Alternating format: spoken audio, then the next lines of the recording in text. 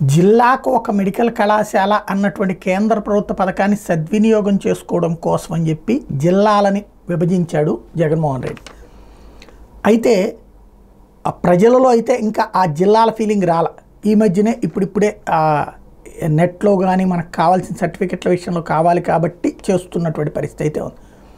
ఇప్పుడు ఇక్కడ ప్రధానమైనటువంటి అంశం ఏంటంటే ఈ మెడికల్ కళాశాలలు ఇవన్నీ తీసుకోవడం ఇవన్నీ ఒక ఎత్తు. ఇప్పటికీ పార్టీలు ఉమ్మడి జిల్లాగానే ఎక్కువగా చూసుకుంటున్నాయి. దానికి సాక్ష్యం ఉమ్మడి చిత్తూరు జిల్లా ఇదివరకు ఏదైతే ఉందో ఆ చిత్తూరు జిల్లా ఇప్పుడు అన్నమయ్యని అయ్యని ఇట్లాగా 2-3 అయినాయి కదా.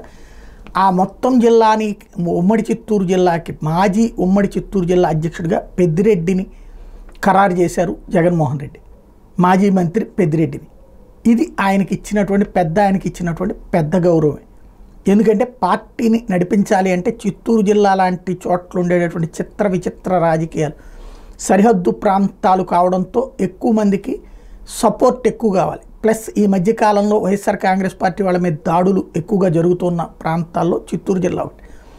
అలాంటి చోట్ల బెంబేలెత్తిపోతున్నటువంటి క్యాడర్కి ఓ భరోసానిచ్చేటటువంటి పని అయితే పెద్దిరెడ్డి ద్వారా సాధ్యమని నమ్ముతున్నారు జగన్మోహన్ రెడ్డి.